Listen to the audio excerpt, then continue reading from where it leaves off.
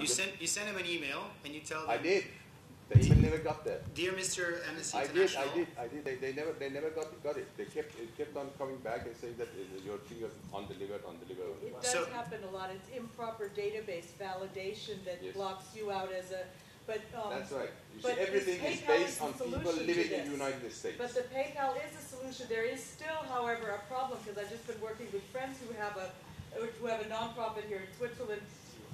You always run into this a little bit of this thing of what's in the States and people not understanding how things work outside the States because it's quite difficult to go through the procedure to register yourself as a PayPal nonprofit when they're not used to seeing what certifies you as a nonprofit outside the States. That said, it's really worth doing because being able to click on that button and you will be able to donate if you get that button on, if you click on PayPal because it's very easy to use from anywhere in the world. But it is a little hard to get through that blockade of just thinking. I'll see you tomorrow. Okay. So PayPal does a lot of things. I mean, that's their core business. They want people to be able to send money easily. So they get their commission, of course, in the middle.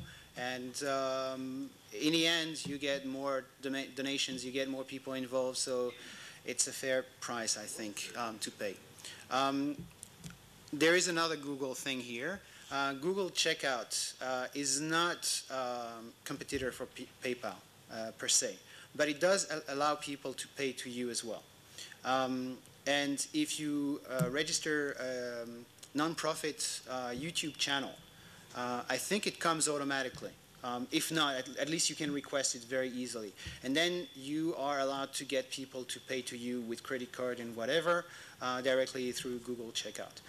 One thing to not neglect or minimize is that if someone will give you money, even if it's very, very small, convenience is one thing and security, reliability is another thing. If I'm going to use my credit card on a website and I'm not sure 100% who those people are on the other side, I might be paranoid enough that I say it's not worth it. On the other hand, if I know it's PayPal and I already have an account with them and I bought so many things and I know how they work, or if it's Google, well, Google, you know, how are they going to harm me? I will make that little donation much more easily, and you have to not neglect that because you don't know the person on the other side in what state of mind he will be when he sees that your website is asking for money. Another tool is Wikipedia. As I was saying earlier, Wikipedia is a great resource.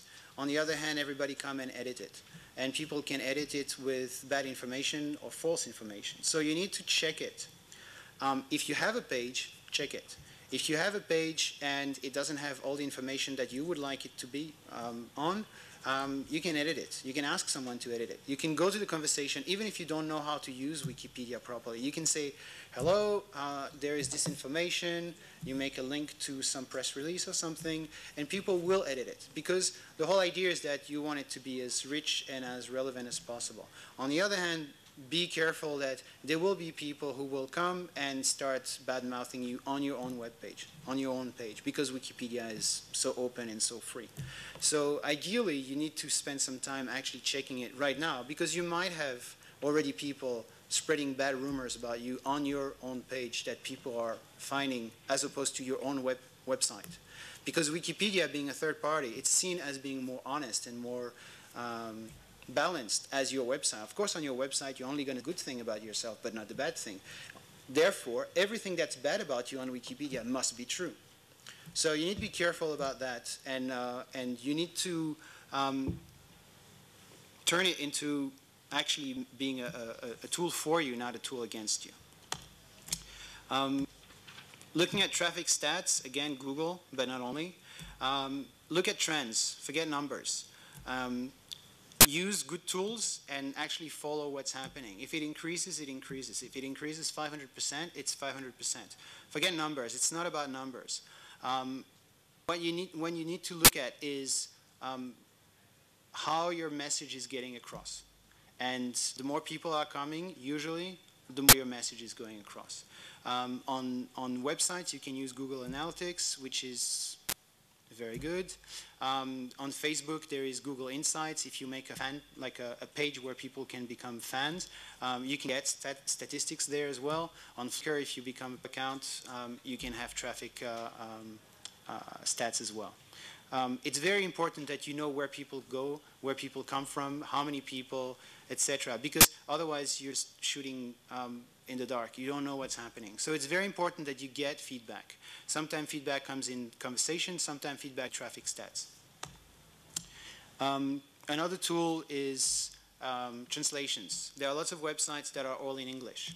And if you don't have staff who speaks languages, well, you don't have any other language on your website.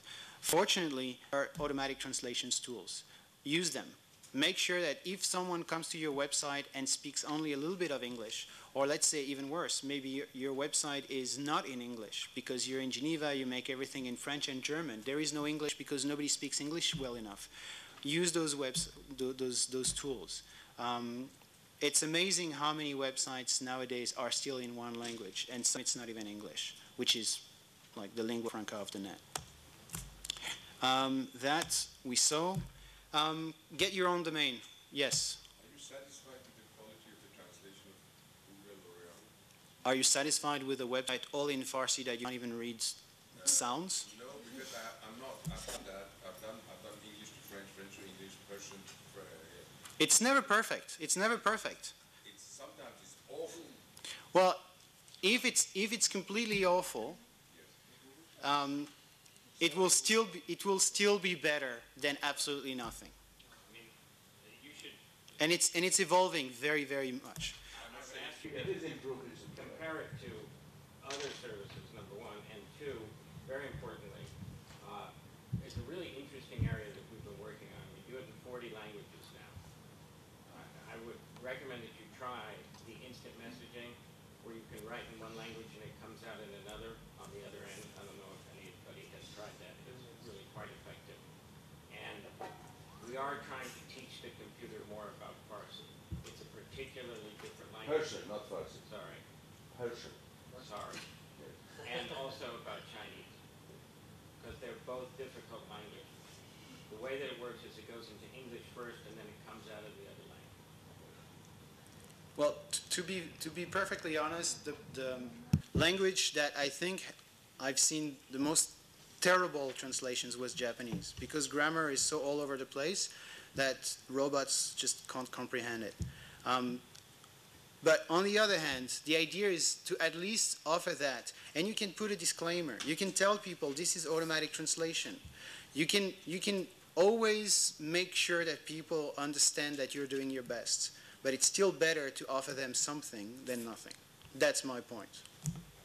May I Yes, of course. Excuse me, I'm talking too much. No, it's fine. Forgive it to my age, please. I want to make an appeal. I want to make an appeal. Because of all the sanctions that's been going on against Iran, a lot of, except Google by the way, a lot of sites, in fact, completely ignore Persian. And in fact, Iran is not in most of the pull down